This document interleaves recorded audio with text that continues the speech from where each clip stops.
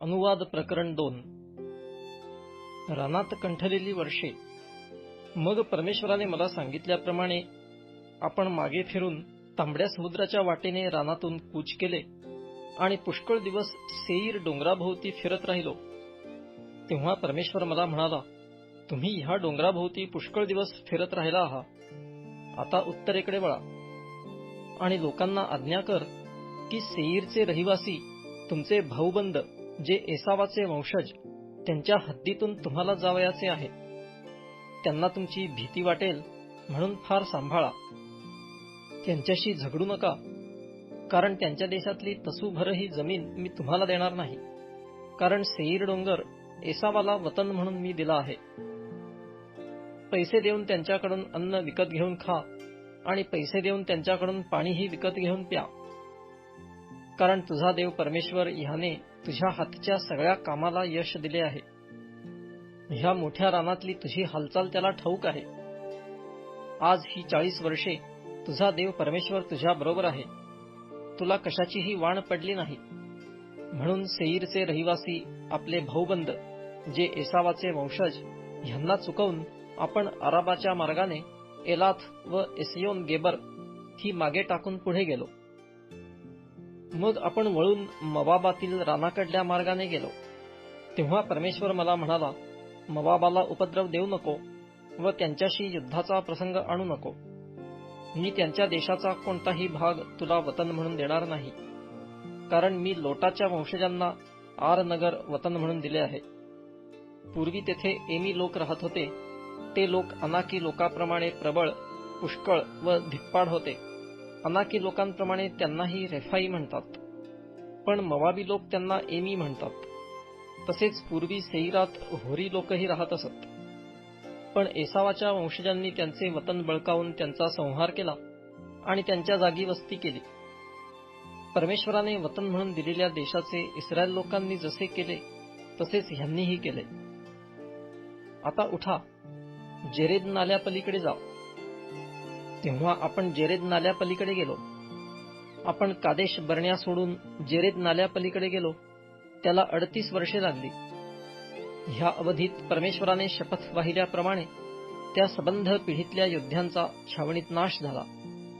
त्यांचा नायनाट होईपर्यंत छावणीतून त्यांचा संहार करावा म्हणून परमेश्वराचा हात त्यांच्यावर उगारलेला होता. ह्या प्रकारे सर्व योद्धे मेले आणि लोकातून त्यांचा उच्छेद झाला. तेव्हा परमेश्वर मला म्हणाला, आज आर येथून मवाबाची सरहद्द ओलांडून तुला पलीकडे गेले पाहिजे. अम्मोनी लोकांच्या सीमेवर येशील तेव्हा त्यांना उपद्रव देऊ नको व त्यांच्याशी झगडा करू नको. अम्मोनी लोकांच्या देशाचा कोणताही भाग मी तुला वतन म्हणून देणार नाही, कारण लोटाच्या वंशजांना तो मी वतन म्हणून दिला आहे. त्याला सुद्धा रेफाईचा देश म्हणतात. पूर्वी तेथे रेफाई राहत असत.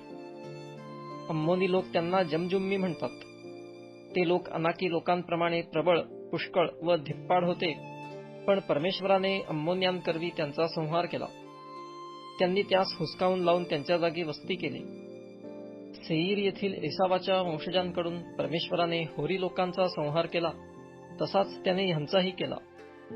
त्यांनी त्यांना हुसकावून लावून त्यांच्या जागी वस्ती केली आणि आजपर्यंत ते तेथे वस्ती करून आहेत. तसेच अववी लोक गज्जा नगरापर्यंत खेड्यापाड्यात वस्ती करून होते.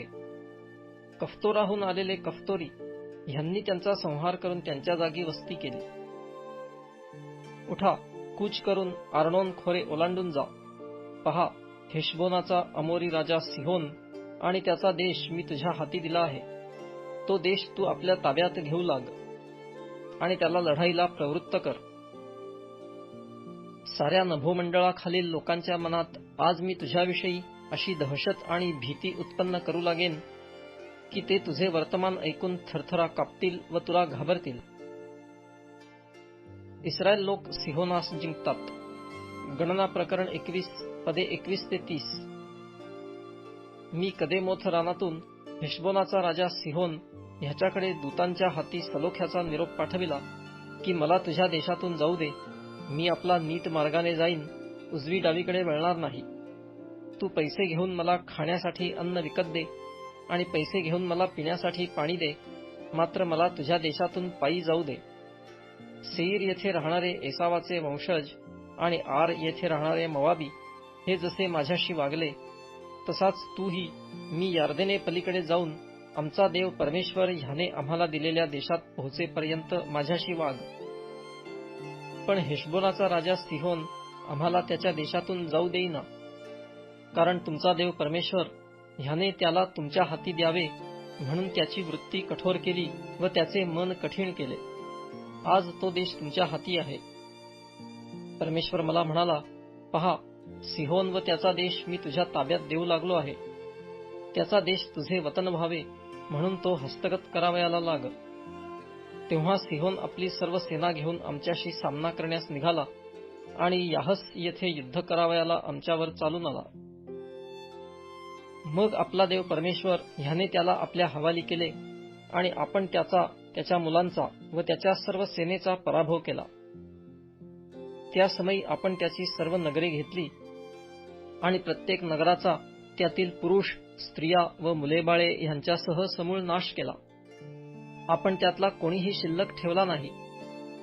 मात्र जिंकलेल्या नगरातल्या लुटीबरोबर त्यांची जनावरेही आपण लुटून नेली. आर्नोन खोऱ्याच्या कडेला अरोएर नगर आहे तेथून व खोऱ्यात जे नगर आहे तेथून गिलादापर्यंत आम्हाला दुर्गम असे एकही नगर राहिले नाही. आपला देव परमेश्वर ह्याने ती सर्व आपल्या स्वाधीन करून दिली. मात्र अम्मोनी वंशजांच्या देशात, यब्बोक नदीच्या काठावरील सर्व प्रदेशात, डोंगरवटीतील नगरात आणि आमचा देव परमेश्वर ह्याने ज्या ज्या ठिकाणी जाण्याचे आपल्याला मना केले होते त्या त्या ठिकाणी तुम्ही गेला नाही.